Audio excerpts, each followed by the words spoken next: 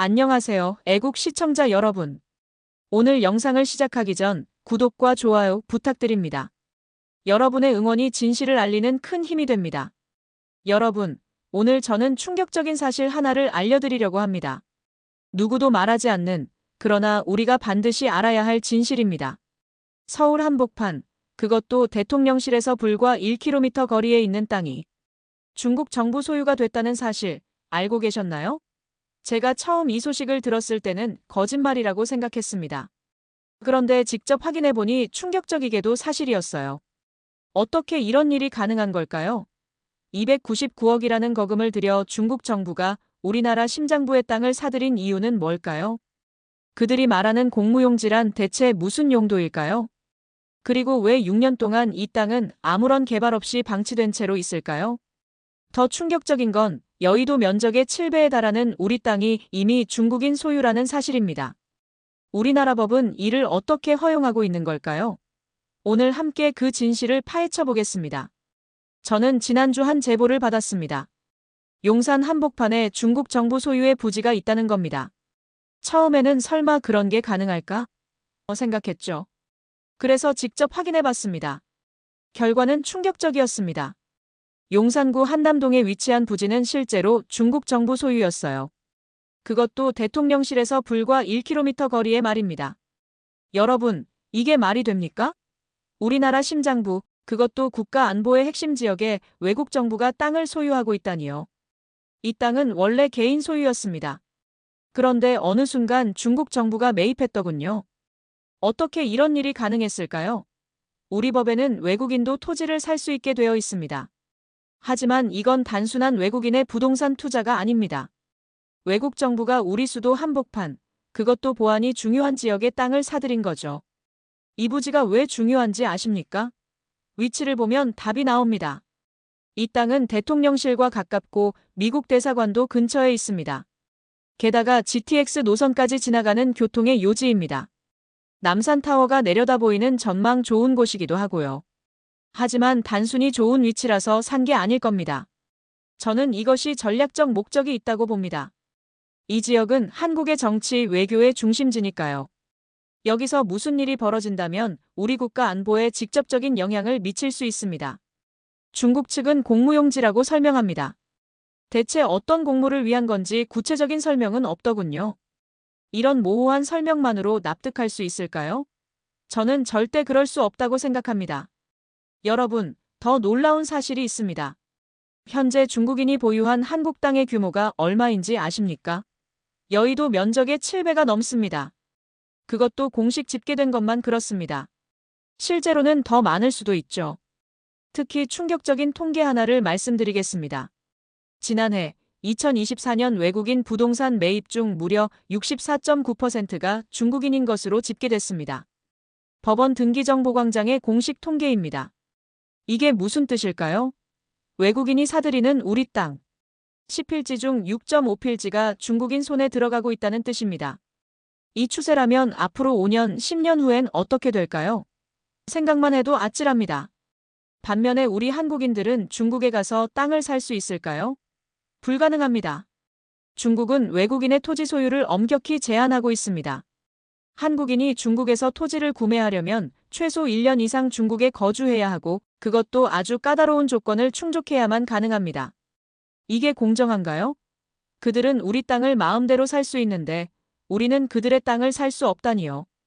이런 불공정한 상황을 우리가 그냥 받아들여야 할까요? 저는 이것을 조용한 침공이라고 부르고 싶습니다.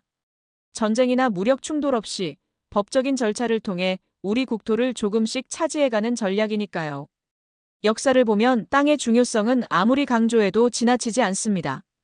우리 조상들은 외세의 침략 속에서도 이 땅을 지켜왔습니다. 그런데 지금은 어떻습니까? 법적 절차를 통해 합법적으로 우리 땅이 외국 손에 넘어가고 있습니다. 특히 중국의 경우 최근 몇 년간 세계 각국에서 토지 매입을 활발히 진행하고 있습니다. 아프리카, 유럽, 호주까지.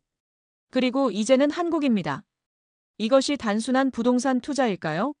저는 그렇게 생각하지 않습니다. 어떻게 이런 일이 가능했을까요? 우리 법의 허점 때문입니다. 현행법상 외국인이나 외국 정부가 한국 땅을 사는데 별다른 제약이 없습니다. 국가 안보와 관련된 일부 지역만 제한될 뿐이죠. 그런데 생각해 보세요. 대통령실 근처가 국가 안보와 관련 없는 지역일까요? 미국 대사관 주변이 보안에 중요하지 않은 곳일까요? 분명히 우리 법에는 허점이 있습니다. 다른 나라들은 어떨까요? 미국은 외국인의 토지 매입을 엄격하게 관리합니다.